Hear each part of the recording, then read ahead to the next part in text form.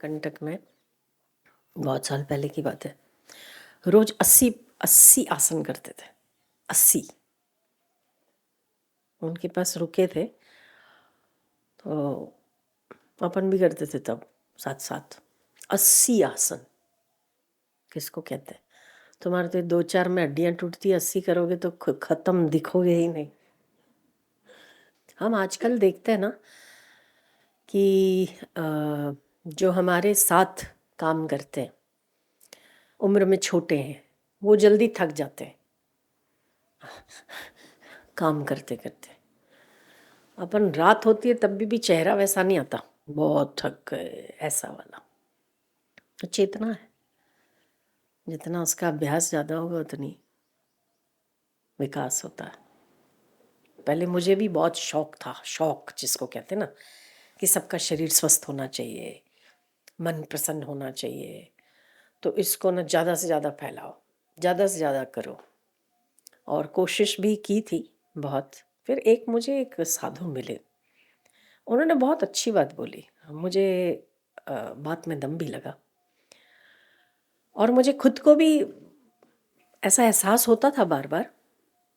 तो मुझे उन्होंने बोला कि आप मेहनत करते हैं, सुबह 5 बजे उठा के सबको योगा करो, प्राणायाम करो, आसन करो, शरीर को मजबूत करो, चेतना को सुदृढ़ करो, तो क्या उसके पहले उनके भीतर छिपी हुई काम वासना को या उनके लक्ष्य को परिवर्तित किया? अगर योगासन करके किसी का शरीर स्वस्थ हुआ आपके कराने से, तो ज़्यादा भोग भोगेगा। अगर स्वस्थ हुआ, जैसे बीमार है तो भोग कम भोगता है बात ठीक है, बात सोचने वाली है, हा? और अगर वो स्वस्थ हो गया तो ज़्यादा भोग भोगेगा। तो आपके योगा कराने का पुण्य हुआ या नहीं, योग कराने का सफल हुआ या नहीं? मैंने कहा बात तो ये भी ठीक है, बात तो हकीकत है कि आप देखो अमेरिका में जब ये योग पहुंचा, यहाँ वहाँ के लोग जब यहाँ आके सीख के गए, तो वहाँ क्या हुआ, वहाँ अलग अलग प्रकार के योगा हो गए। अब तो कैसा योगा चला है, नग्न होके योगा करना।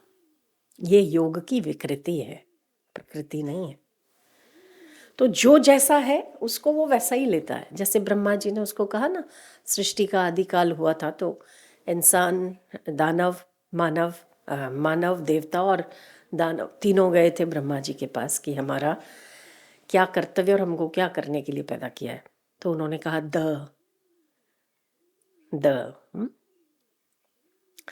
देवता बहुत इंद्रिय लोलुप हैं, बहुत ज़्यादा भोग कामना में लिप्त हैं, तो उन्होंने लिया द का मतलब है दमन करना, इंद्रियों का दमन करना।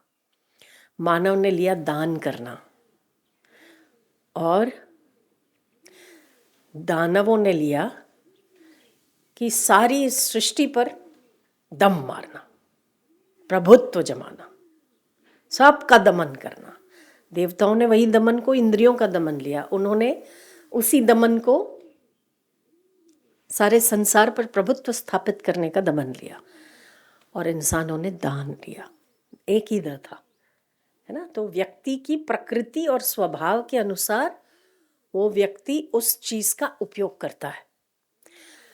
इसीलिए भक्तों को सिखाना, या जो उन्नत चेतना के स्तर पर जाना चाहते हैं, उनको सिखाना शायद मुझे लगता है ज़्यादा सफल है भोगियों की अपेक्षा।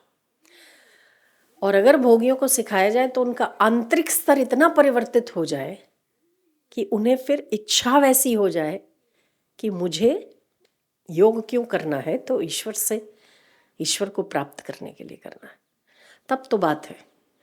बाकी ये चीज़ मैंने जो महसूस की, जो लोग स्वस्थ हुए, जो लोग बलवान हुए, तो उन्होंने स्वस्थ होके ज़्यादा भोगों में प्रवृत्त हुए।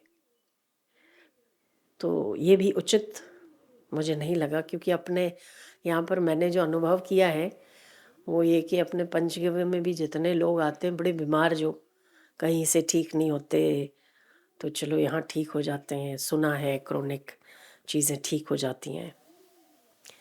तो बहुत ऐसे लोग हैं जो साधक नहीं हैं, जो इस रास्ते के पथिक नहीं है, और वो लोग स्वस्थ हुए। स्वस्थ हुए तो क्या किया? स्वस्थ हुए तो ज़्यादा विलासी हो गए। तो इसीलिए हमने ये पंचगव्य के गव्यधा भी जो चलता है उसको हमेशा कहते हैं कि आए जो भी पेशेंट, उनसे पहले भगवान नाम का उच्चारण कराओ। शुद्धिकरण होना चाहिए। किसी भी चीज़ को शुद्ध हुए बिना अगर डाल दी जाए, नीचे गोबर पड़ा है, ऊपर खीर डाल दो, क्या होगा? खीर खाने लायक ही नहीं बचेगी, गोबर ही हो जाएगी। तो इसीलिए जो अपना चलता है चिकित्सा का, उसको कहते हैं कि स्वस्थ होने के लिए आप खुद जप करो। और अपने सामने जो कैंप होती तो 1 घंटा 2 घंटा उसमें जप करते हैं, कीर्तन करते हैं, तो थोड़ा बहुत, कुछ नहीं, ज़्यादा नहीं, थोड़ा बहुत जितना शुद्धिकरण हो, भगवान का नाम तो शुद्ध करने के लिए ही तो है। तो वो एक ऐसा साबुन है जो हमारे मन के मैल को धोने का काम करता है। और बिना धोए अगर हम कोई अभ्यास कराते हैं, ये मैंने देखा और मैंने इसका अनुभव किया कि वहाँ पंचगव्य में ऐसे अच्छे अच्छे लोग आते हैं, और जितने अच्छे उतने बीमार। अच्छे मतलब धन से अच्छे। जितने किसी पद पे होंगे वो ज़्यादा बीमार। तो उनको सुबह योगाभ्यास कराते हैं, फिर आपकी पंचगव्य का पंचगव्य पिलाते हैं, तो हड्डियों हड्डियों तक के सारे रोग नष्ट हो जाते हैं पंचगव्य से। पंचगव्य अगर सुबह पी लिया जाए थोड़ा सा, तो हड्डियों तक की बीमारियां ठीक करता है। पंचगव्य पिलाते। अब फिर मैंने देखा कि वो स्वस्थ होने के बाद क्या करते, तो स्वस्थ होने के बाद ज़्यादा विकारी हो जाते, ज़्यादा भोगी हो जाते, ज़्यादा विलासी हो जाते। फिर मुझे लगा कि उनकी बात भी ठीक थी, गलत नहीं थी।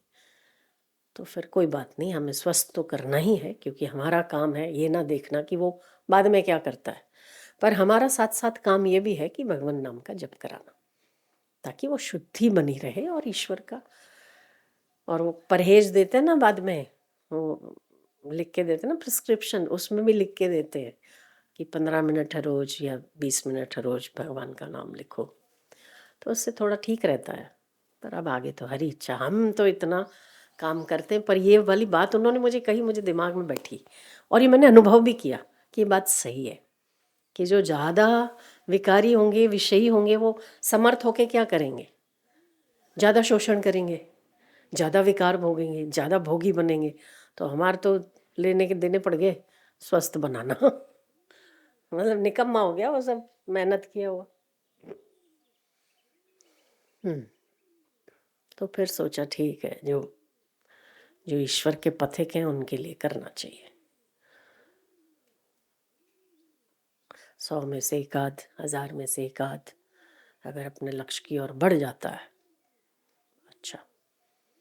सत्संग बहुत काम करता है इन सब में, बहुत ज़्यादा। सत्संग के बिना ना मति शुद्धि नहीं होती, इसलिए सत्संग होता रहना चाहिए। वरना तो ठीक है, भगवान सबका भला करे। वृंदावन में, हरिद्वार में बहुत ऐसे आपको भागवाधारी कंतान पहने हुए बहुत से संत मिलेंगे जो दिन भर गले में माला लेके घूमते। अच्छे हैं, नहीं करने वालों से अच्छे, बहुत अच्छे हैं। पर जीवन का लक्ष्य नहीं है ना, तो फिर किस काम का? लक्ष्य होना चाहिए। तो जीवन का एक लक्ष्य निर्धारित हो और उस पर चलने का यत्न करें, बस। सारे सद्गुण आ जाते हैं उससे, सारे दुर्गुण भाग जाते हैं उससे।